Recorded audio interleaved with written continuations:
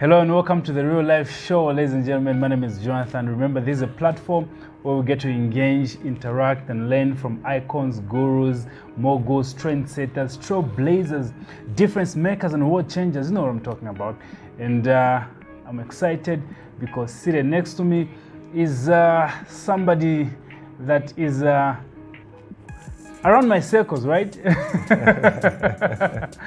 They call him Zambia's finest prophet. I'm simply talking about the Doxa man himself, Prophet Kelvin. Professor, welcome to the show. Thank you so much, Jonathan. I'm humbled to be here. Awesome. I'm happy to be on the Real Life show here. Yeah. And I must recommend that you're doing a very good work. I've followed what you're doing, and it's a blessing. Awesome. Keep up with the good way. Thank you. I'm privileged to be here. Awesome. I must admit that we are actually in his studio right now. I'm loving the studio already. It's brilliant, beautiful place. Okay, so let's just get right into it. Just tell us a bit about your background, where you came from, where you were born, and how you grew up as a child. Well, basically, I grew up from, let me say I was born in Chunga, born and bred in Zambia. Oh, really? In Matero, in Chunga. There's a place called Chunga. Yeah. Within Matero constituency, when you go down from Chingwele there, yeah, that's where I grew up. I was born from there, raised up from there, and there's not much about my background because I've been here. I've been here in Lusaka. So I was born in Chunga, raised up in Chunga. I haven't traveled that much. When I was young, I never traveled that much. Yeah. So I've been just in Zambia, Lusaka, until I grew up. When I started ministry, that's when I started traveling. Okay. So basically, I'm Zambia, Lusaka. Awesome. Yes. So what was your ambition when you were growing up? Obviously, like any other child, it's either you need, we all wanted to be pilots, doctors, doctors, engineers. But my passion was so much into when it comes to the career, I was looking at being a lawyer. I needed to be a lawyer or a doctor because my father gave me 3 options. He said it's either you're going to be a lawyer, a doctor, or a failure. So according to him, if you're not a lawyer, you're not a doctor, then you're a failure. You're a failure, yeah. Because he said that was his ambition. He wanted to be any of the 2. Yeah. So the fact that he didn't manage to become that, he wanted to achieve his vision through me. Yeah. So he said, I grew up, by the way, God gave me grace. I was good at school. So when he looked at my mental prowess, he said, you need to fall in that and fulfill my dream. So according to him, when I didn't manage to do that, he looked at me as a failure. So that's basically what I looked at. That's what I wanted to become. Along the way, I had my own issues here and there.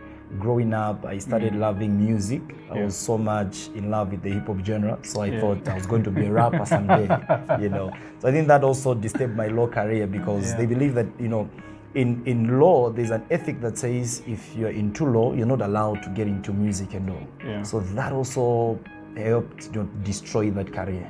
Yeah, but that's what I basically wanted to become. Great. Yes. When did you discover that you're a prophet? At what age? Discovering that I was a prophet. How did you discover your calling? Maybe let's begin from there. My calling basically was a little bit complicated and mysterious at the same time. There's a part of me that I usually don't talk about mainly because it happened without my knowledge. I was just told. So when my mother was pregnant, she didn't know that she was pregnant.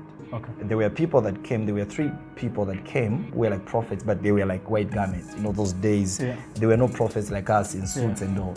It was just some white garments. So some 3 men visited and they told her, so you're pregnant and the boy you're carrying, you have a boy, there's a boy in your womb and that boy is going to be a prophet. But my mother didn't take them seriously. Said, I'm not even pregnant, what are you talking about? So they said, we have just come, they mentioned the place, all the way just to come and tell you, take care of that boy. And they went and they said, one of the signs that you're going to be given is that that boy is going to be born prematurely and you'll be born in the house. Really? And they left. So my mother didn't even take them that serious. So after some time, after 2 months, she became very sick. I think 3 months, she became very sick. 2 months or so, she became very sick. She went to the hospital, they tested and they discovered that she was pregnant. And according to them, they calculated it was almost the same time that those people came. So it's like they came when she was about 2 months pregnant. Okay. That's when they gave her that word. So from there, that's what I was told, you know. And I grew up being prophetic to the extent that they were suspecting that there's something about this boy. To some extent, that one of the notable testimonies that I was given is that when I was growing up, I used to know where things are. Yeah. Like something will go missing, they would tell me, they will call me and say, where is that thing? And I will find it. I remember, I think I was in grade 4. I was at school, and as I was at school, I just got surprised. Some people came and they are looking for me. And obviously in those days when they just come whilst you're in class, it should be there's something wrong. So I'm going there and I'm going home, I'm taken home, I find everybody is outside the house and I'm wondering what is happening. Is there a funeral or something? So I'm just arriving, the doors are closed and they're saying, we have lost the keys. So we have come to call you so that you can help people. You can help us to find where the keys are. I said, but I'm not the one that has lost the keys. I said, no, because you usually know where things are. So then I'd put my bag down, then I started going to the market. And I went at the exact spot where the keys were. So I brought the keys and they were not even surprised because they were used to such things. So from there were some traits showing that there's something extraordinary about this boy. How old were you by then? I was in grade 4. In grade 4, how old was I? I can't remember very well, but I think 9, 8? Yeah, somewhere there. Because according to my mother, I started giving prophecies when I was 7 years. Really? I was giving some words, not necessarily prophecies in prophecy, but I was saying things that were happening. I would dream things that would come to pass. Like I dreamed my father's death. I woke up one day and I said, I saw the house. I dreamed that everyone in the house was sick. Everyone was sick in the house. Then I saw a bus going to the hospital, but my father remained at the hospital. Being young, I didn't know that part. And it happened exactly. The whole house became sick. Everyone, children, elders, fathers, mothers, everyone became sick. And they went to the hospital and my father died there. So around that age, there were some manifestations. But I never knew that I was a prophet until I think I had grown up. I started having encounters. I started having dreams. I started having things that I would see because I grew up in a Christian home. My mother is in Anglican. She's very committed there. My grandfather is also a prophetess, but she couldn't fulfill her calling in that present age prophetic. So I grew up in a Christian home, but along the way I went in another world. So it was hard for me to discover that I'm called, but I could see what was happening. There were signs. There were signs until when I started praying. I think when I'm talking about discovering that I was a prophet, it was in 2008. 2008. That's when I heard God calling me by name, and He said, "Kelvin, my prophet." Did you hear a voice? I heard a voice, literal voice.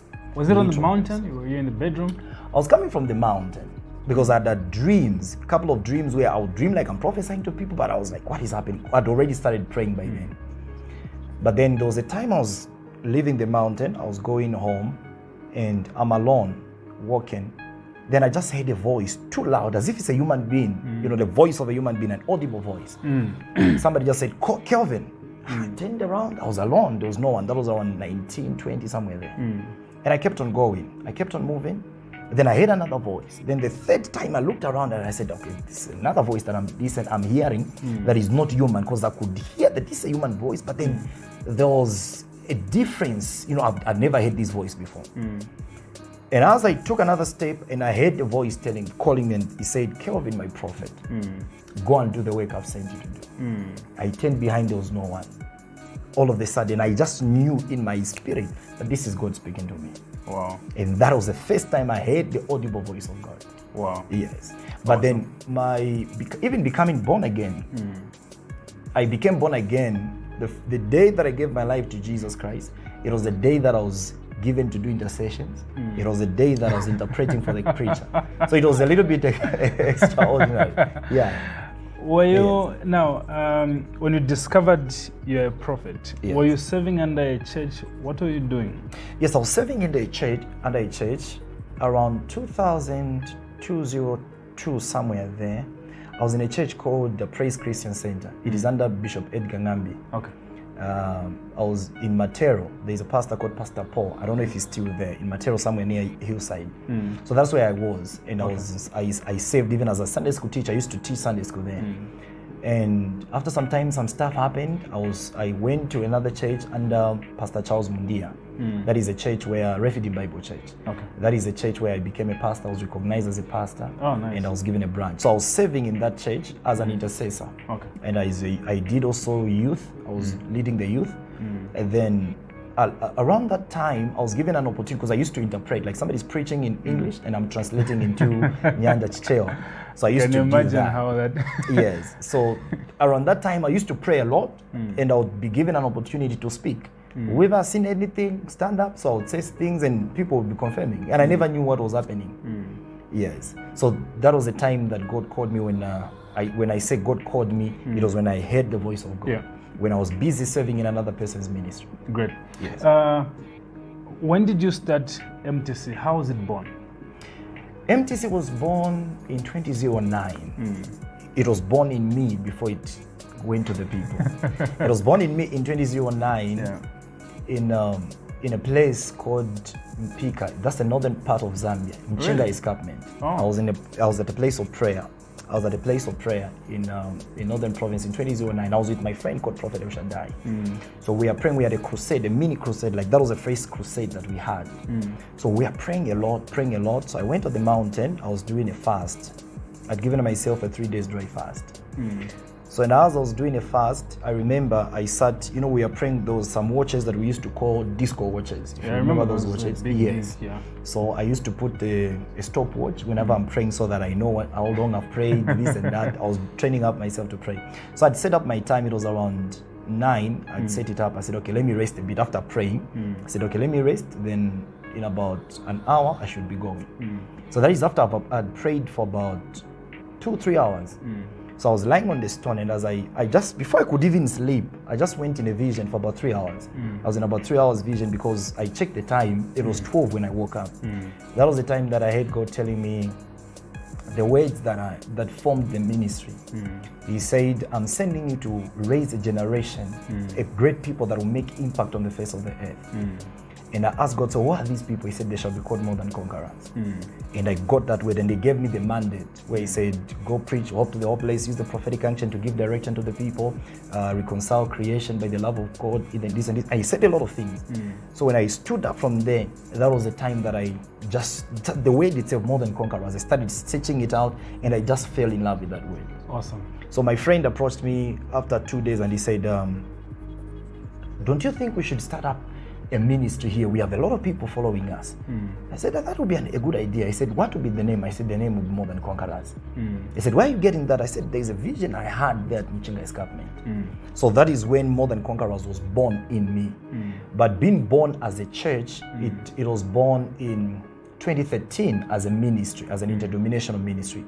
So what we used to do is that on Mondays, we would gather. I started with about 5 people. I like saying 5.5 because one would appear and disappear. That wasn't a member. So I had about 5 people that were coming to the fellowship, and it was born by prophetic. I was ministering in my pastor's church by then, Bishop Mundia, and the Lord gave me the map of Zambia, and it was reduced to the map of. It gave me the map of the world, reduced to the map of Africa, then it was reduced to the map of Zambia, then it was reduced to Lusaka. Then I saw a pointer pointing at Kawata. So I was doing some business by then. I received a call. And when I received that call, I went to pray for somebody. There was a girl that was possessed with some demons and all. After delivering that girl, the family liked me and they said, okay, we would invite you to come and pray again. So I said, no problem, I'll come.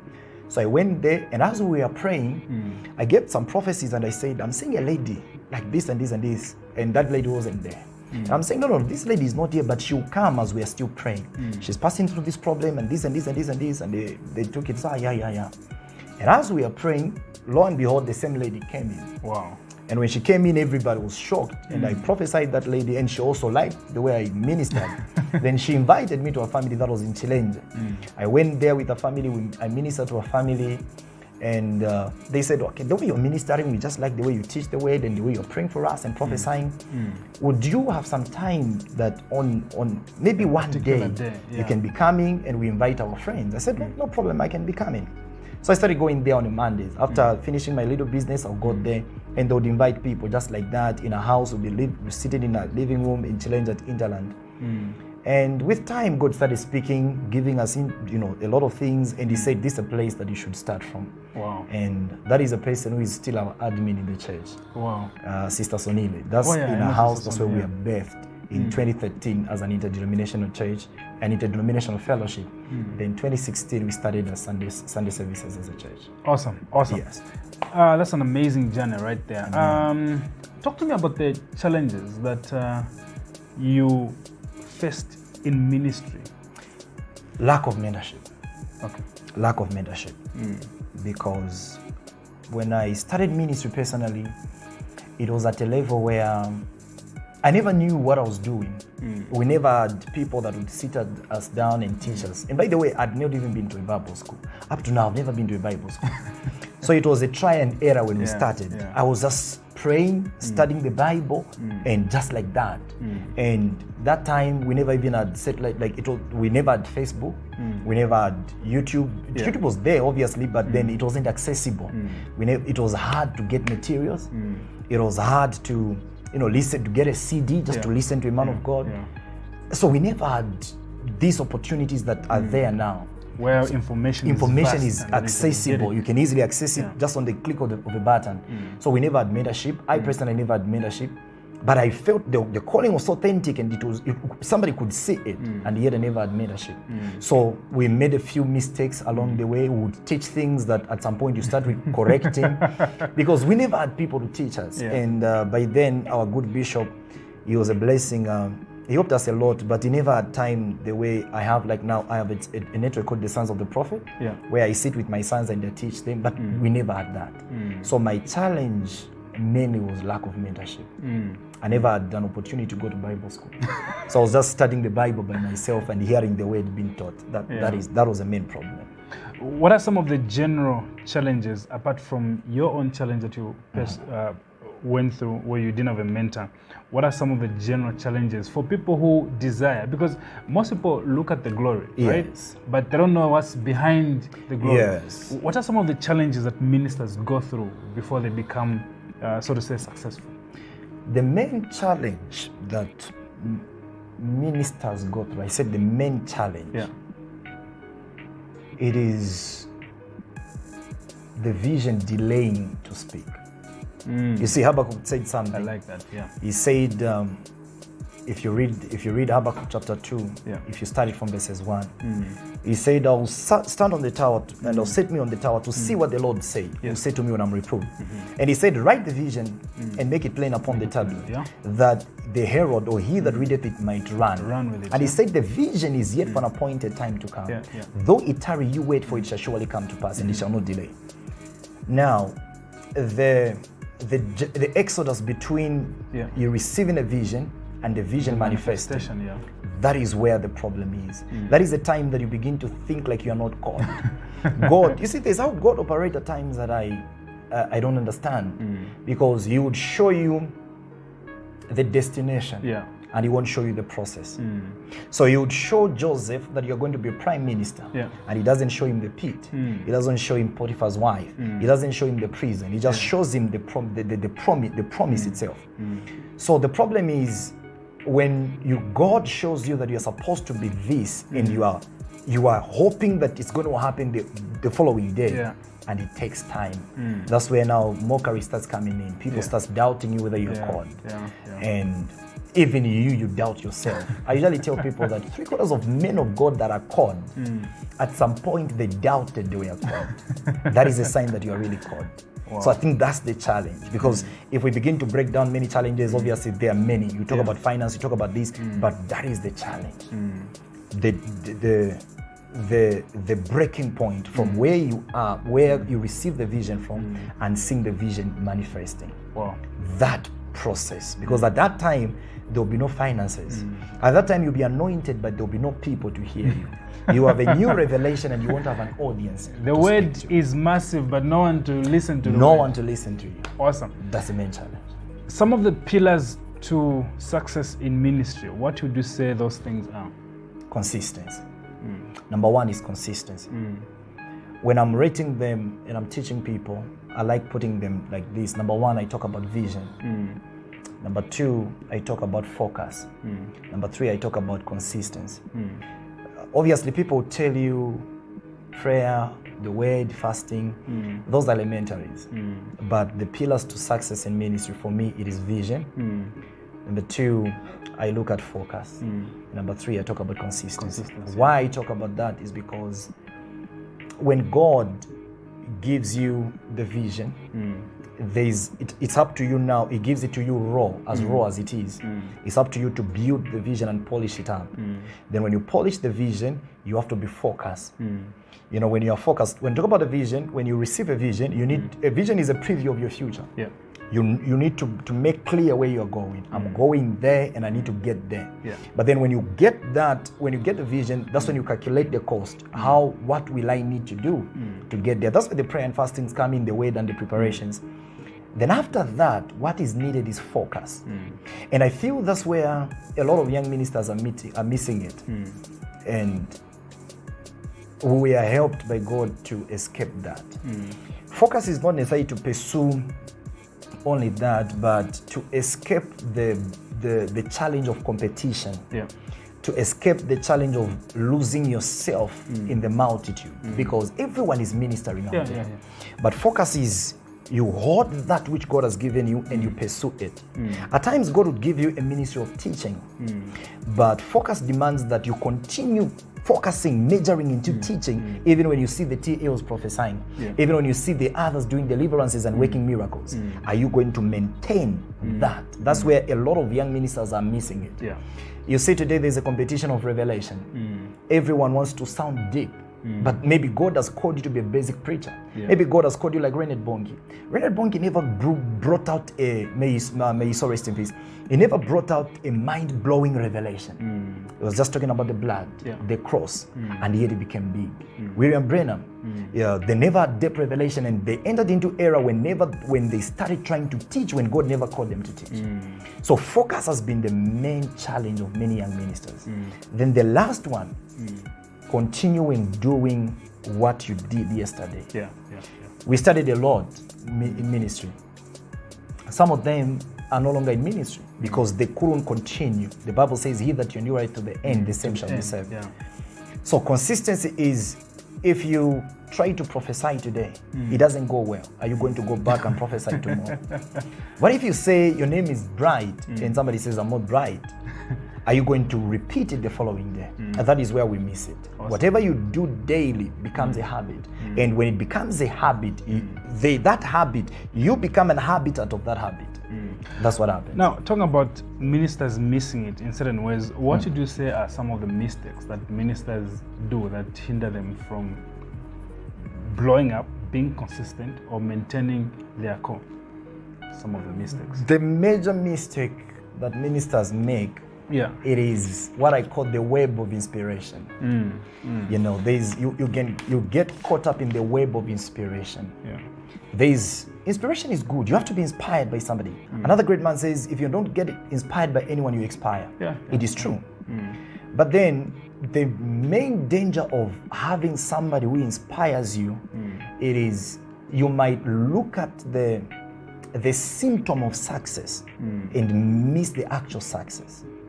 Somebody would see Bishop Oyedepo having private jets, and that's a man that inspires you. So you are inspired by a private jet, you're inspired by universities, you're inspired by a 50,000-seat auditorium. You're not inspired by his lifestyle. So you begin to look so much on the things that that person is having, and you pursue those things, not pursuing the lifestyle. And the mistake that you'd make is that this is T.L. whom God has called as a prophet in another dimension, and is inspired by a person who is a teacher in another dimension. So for me to be able to get his results, I would need to lay aside my calling and adapt his calling. I'm thinking if I'm going to be the next Jonathan, I should drop my calling and start following what he is doing. So that's where the problem is. So young ministers, we get inspired by men of God, but then we don't look beyond the results. So instead of getting inspired by them, we're getting inspired by their results. That is where the mistake is. We get inspired by the lifestyle. We get inspired by the private jet. Thank God for some of us that started ministry way back when it was not common to have a private jet. Ministers of the gospel were looked at to be slaves, sort of. So that's where the mistake is, because of trying to get inspired, and you are trying to achieve the results of that person that inspires you. You end up compromising. Wow. That's why you begin to hear people that are now getting into dubious means. They're getting into ways that are unclean and ungodly. Why? Because they want to speed up the process. So that is where the mistake is. Wow. Deep stuff right there. Wow. This is a baptism of fire, right? But quick real life show questions that need quick answers. So what is your leadership style like? Come again? What is your leadership style like? Leadership style. My leadership style, I got inspired by Miles Monroe. Okay, great. Miles Monroe once said that if you want to raise a good ministry, don't go to a Bible school. Okay. Study business administration. Oh, really? That disturbed me a bit. I said, what is he talking about? But when I followed what he was trying to say, he explained about the part of management. He said, you don't have to be charismatic, as it were, but you need to be more of a leader. More of a manager. What I learned was to know how to manage people. Okay. Because when people look at the little things that Theo is doing, they think it's the prophetic. They think it's about the charisma. But they don't understand that I've the management skills. I've got a leadership skill in the pattern. So what I do about my leadership skill is that I spend much time with my leaders and pastors and my team. I build a strong team around me in the background. Then the same team, I have delinked myself from the church now. One of the mistakes that I made when I was starting ministry, I was almost becoming the Lord of all. I was everywhere. But the jack of all trades and master of none, you see. So I grew to the level that I have delinked myself from the ministry. And I've just set up structures, and my calling is just flying on the church, is flowing on the church. Great. So whether I'm there, I'm not there, the structure is continuing. Awesome. So that is what I've learned there. Amazing. What are your driving forces in life? Driving forces for me, mainly it is passion. Passion. Jeremiah said, I vowed I'll never speak in his name. He says, but it was like fire shut up in my bones. So when God gave me that vision, I have never rested. And it's like the more I do ministry, the more I feel like I'm getting fulfilled, the more it burns. So I'm always driven and inspired by people like my father, Major One. When you look at people like Major One, who at a youthful stage, he was filling up stadiums. I said, if a man can do this for God, what can stop us from doing that? Awesome. So there's a passion that I have that I feel has made me to do anything, to release any amount to see the gospel go forward. What is your biggest failure in life, and how did you learn from it? My biggest failure? Do I even have failures? Well, my biggest failure in life, okay, I think it is in my prophetic ministry. Okay. Yes, when I started doing prophecies, that was around 2009, when I was, I'd made a, because the fame is in stages. There was a name I'd made on a local level where people knew me around the area and all. So I went, there was a brother of mine called Prophet El Shaddai. We had a ministry in Garden House. We left Garden House and we went to a place in Matero. There's a place called Family, but there's like a bar, then behind there were some houses. So there was a mini fellowship there. So we went there to minister. And as we were ministering, things were happening. And I was given an opportunity to prophesy. So I stood up and I'm prophesying. So I prophesied the woman and I gave her stuff that were accurate. And I told her to say, there's a man I saw. I mentioned a lot of things and I said, now that you are married to this man, I'm seeing people still fighting you. And the woman said, I'm not married. I think that one was the biggest failure. Yeah, that was the biggest failure. It was a blow on my face. I said, hey, what did I say? I felt I'd seen, God spoke to me and she said that. And, people were laughing in the background like I'd missed the prophecy. So it disturbed me a lot. I tried to talk to her and she said, no. Wow. And when I was prophesying, you know those days when we were prophesying, it would make people stand, like if you're prophesying 5 people, you make them stand in advance. So they are standing and you prophesy after this one, you go to this one. So there were like 3 people were waiting. And after that one couldn't come out accurate, I failed to prophesy those 3. And I said, okay, just sit down, guys. Because my confidence was just stripped off. Dropped. And I stayed for about 3 months without prophesying after that. Wow. Yes, I would almost gave it up. I said, I can't do this anymore. If you could turn back the time and speak to the 18-year-old Theo Kelvin, what would you tell him? I'll tell him to pursue purpose on time. No, 18 years old, I was already pursuing my purpose. 18 years, what would I tell him? Seek a mentor, get a spiritual father, and grow. Don't do ministry only. Get in business. Raise monies, raise ministry, raise people. Awesome. That's the advice I would give him. What's the most important thing that you've learned in life so far? The most important thing that I've learned in life is you need people. You need people. The greatest resource you can ever have is human resource. Yes. You need people in life because without vision, people perish. But I tell people that without people, the vision perish. It's vice versa. Yeah. No matter what level you get to in life, you always need people. You need people, either spiritual fathers, mentors, either friends, acquaintances, with a team. You need people. That's what I feel, because there was a time that I got to in life that I felt things were not working out for me, and nothing seemed to make sense. But what strengthened me was the people that I had around me. They put confidence. It's like they made me realize what I have inside of me. So no matter how far you go, I understand the prophetic anointing is a lonely anointing. But trust me, God said it's not good for a man to be alone. And you look at it from the not in the context of marriage, you need people. 2 are better than 1. Awesome. It says 1 chases 1,000. 2 doesn't chase 2,000. They chase tens of thousands. So whenever you are linked to people, you're strengthened. You need people in your life. And I'm not only talking about people, ordinary people. I'm talking about strategic people. Joseph was in the prison. He would have remained in the prison if there was no person who would have recommended him before the king. He understood that God would have delivered him, and yet he secured his ticket. So when you go out of this prison, remember me. He understood that he needed people to come out of the prison. Wow, amazing. If you could turn back the time, okay, I've asked that one. My next question is, if you could have dinner with 3 people, dead or alive, who would they be and why? Briefly. Does it include people in the Bible or just human beings? Any Bible, outside the Bible. 3 people that I would have dinner with.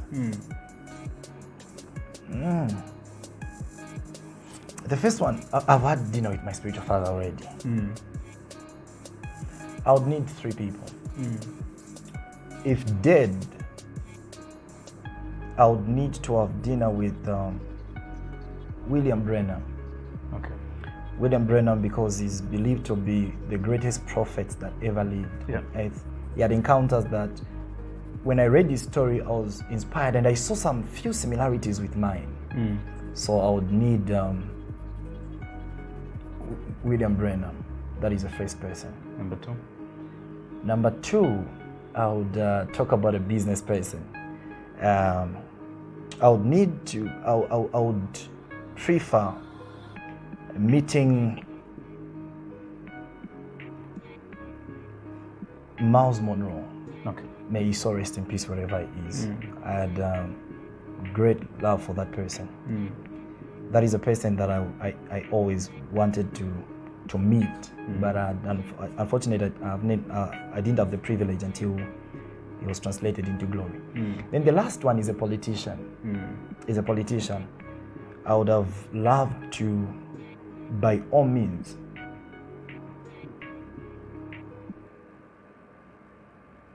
meet the late Michael Satan. Yes. Wow.